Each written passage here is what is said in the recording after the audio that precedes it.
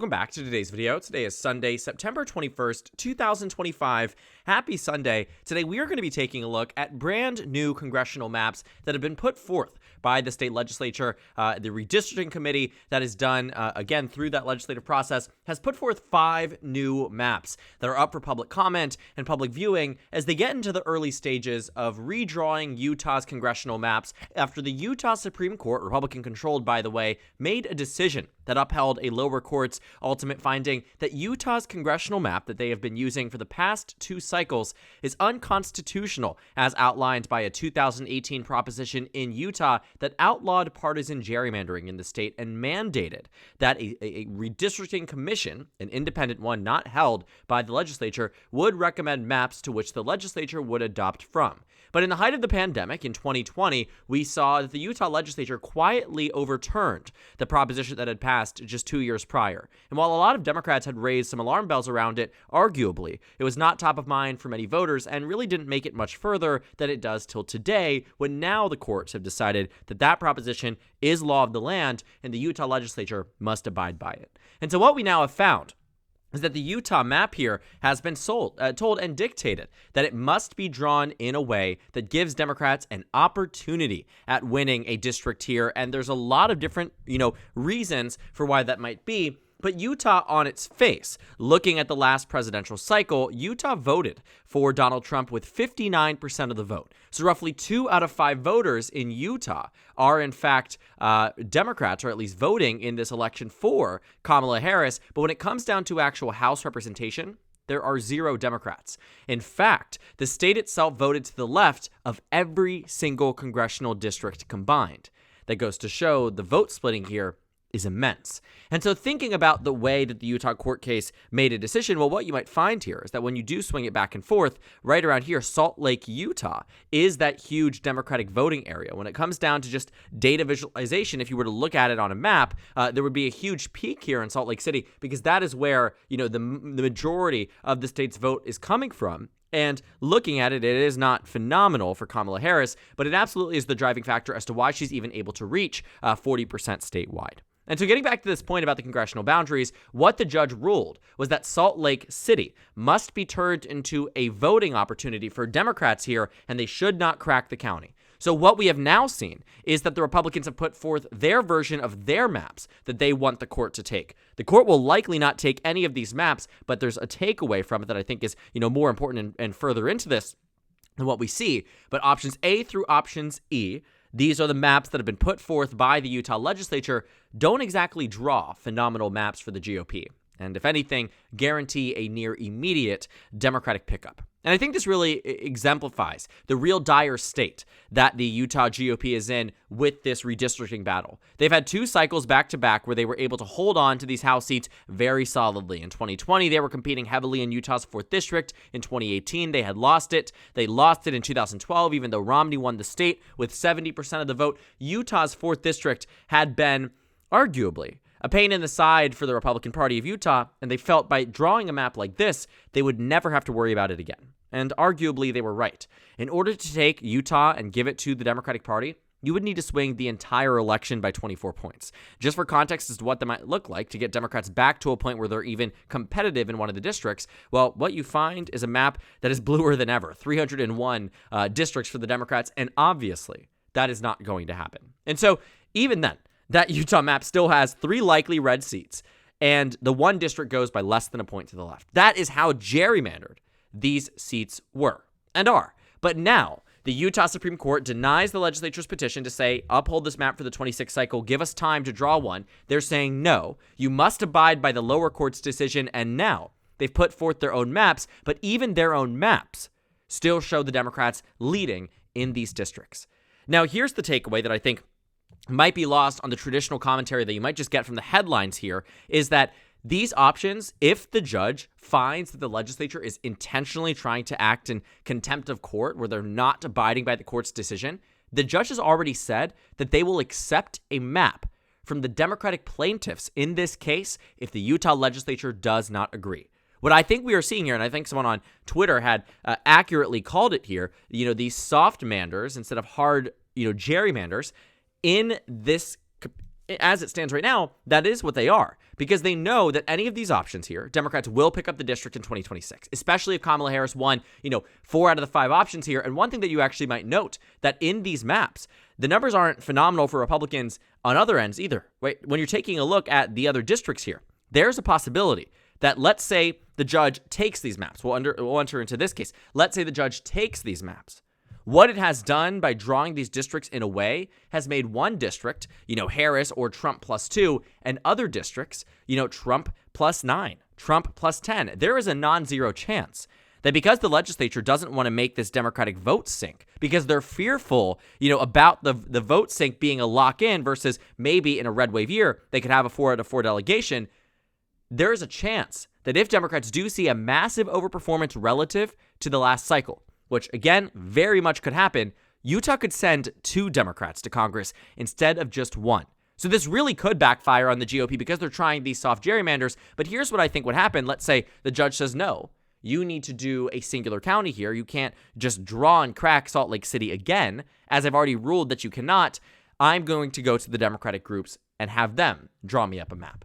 To which we could end up finding out, too, that Democrats also could end up winning 2 out of the 4 seats on the map here. If the judge just says, screw it, and I'm going to have the Democrats draw their own map, Democrats could do away with, some of these provisions if the judge was willing to let that happen, because the point here is that the GOP intentionally drew a map that was unfair to the Democratic Party. And this judge knew that and was very adamant that that was not okay, but also gave a fair warning to the legislature that, again, if you are willing to violate what this court is ruling and now what the Republican-controlled Utah Supreme Court is upholding, then we will go further and have a map that the Democrats can design by and for themselves.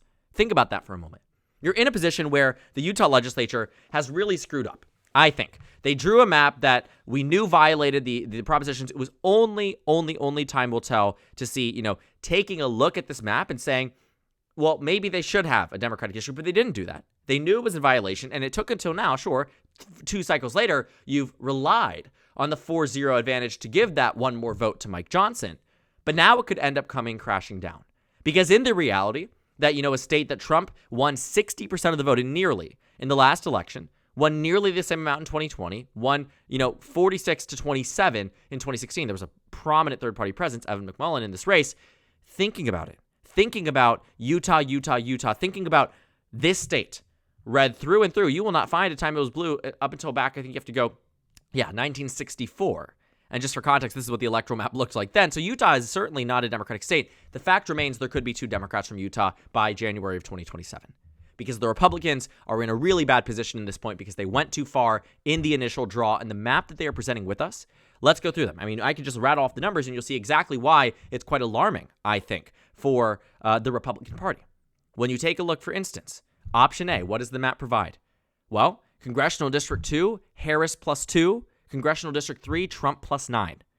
Option B, Congressional District 4, Harris +2, Congressional District 2, Trump +12. Right? Option C, Trump +2 in CD3, Trump +6 in CD2. Option D, right? Harris +4 in CD3, Trump +9 in CD4.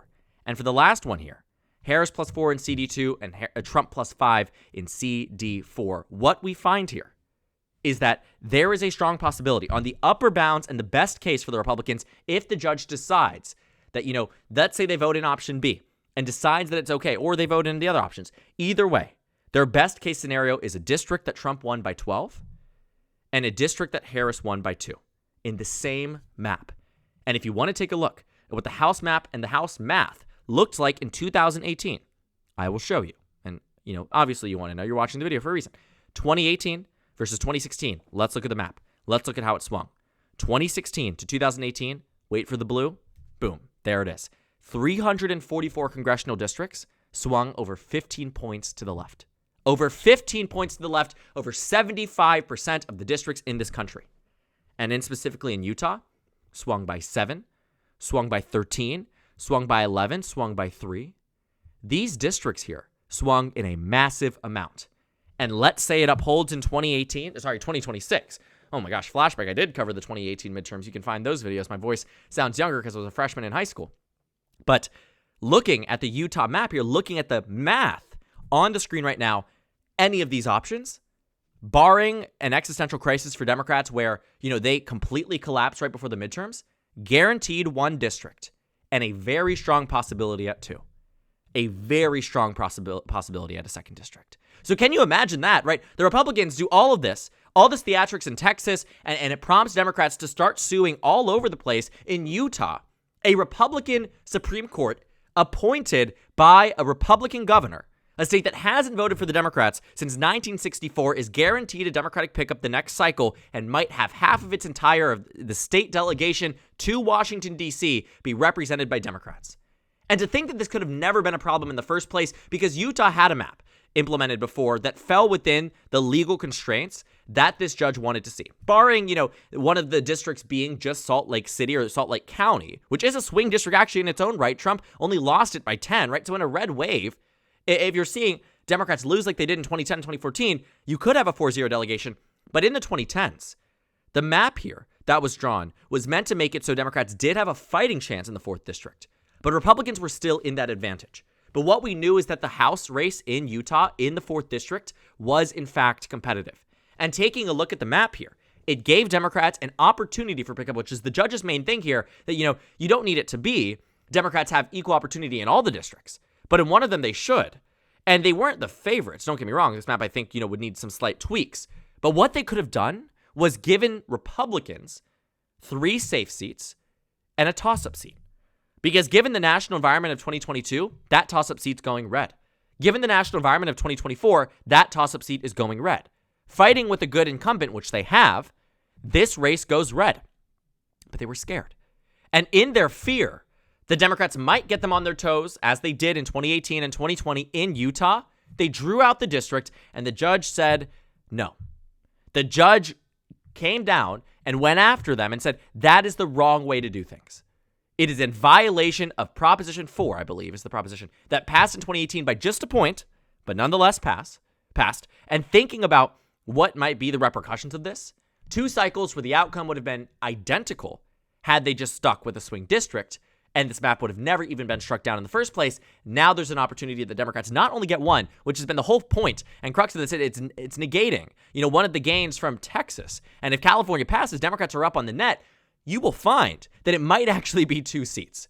So Missouri just passed their map, which is unconstitutional, but I'm sure we will see a way that the, Missouri Supreme Court, which is Republican as well, will find a way to justify it. But either way, you take that aside. You go over to this state. Let's say Texas passes their map, California does too. 5-5, we're at net 0. Missouri passes their map, Indiana passes their map. Now Republicans are up by 2. Utah ends up with 2 more Democratic seats. Oh no. Now everything's back to 0. And that is really what has been so interesting about this, is that Utah in its own right is a red state, but they went too far. And now they are feeling the direct ramifications and repercussions of this moment. And it's not as if, Utah hasn't found itself having these toss-up districts overwhelmingly conservative. With the right candidate in 2018, Ben McAdams defeated Mia Love, may she rest in peace, in the Utah 4th district. And thinking about the situation at hand in that 4th district, you might think, okay, if a Democrat gained from a Republican in 2018, there must have been a massive collapse of Republicans across the district, right? No. Utah is one of those states that with the right Republican, they can do very, very well in these districts.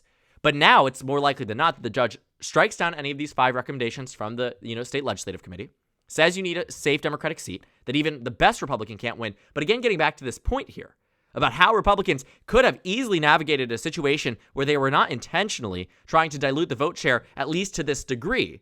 I bring up the 2018 point because in the same election, in 2018, Mitt Romney won the Senate race in that district 66-27.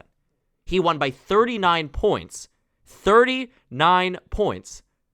in the Utah Senate race in the same district that elected a Democrat to House. Meaning there were thousands upon thousands upon thousands, tens of thousands of voters that voted Democrat for House because they did not like the Republican incumbent and voted for Mitt Romney for Senate. That is a great example of how this district in particular, even Trump, forgive me, but look at that, a 19-point margin and Democrats winning it. Obviously, voters were looking for something new in 2018, and now they will look for something new in 2026. And the maps previously did not allow for that, and now they will. And the Republicans might end up screwing themselves over with these maps that are trying to do what they can at negating these districts from being too Democratic, that they might end up with Democrats in a good year like 2026. Don't get me wrong, it could be lost next year. Maybe that's the gamble, and maybe that's the risk worth taking. But as it stands right now, Utah is a state that had a 4-0 Republican delegation with a margin no smaller than 23 points across their 4th district, is now finding itself in a position, or 2nd district, now finding itself in a position where its maps could end up with 2 Democrats and 2 Republicans in a state that has not voted with the Democratic Party since 1964. Since 1964. So we'll see what happens. Utah legislature set to meet. They're going to make a decision. My honest take here, Republicans are in a really bad place, and they are not doing themselves by any favors by drawing these maps in a way that is already in clear violation of what the judge has already wanted to see.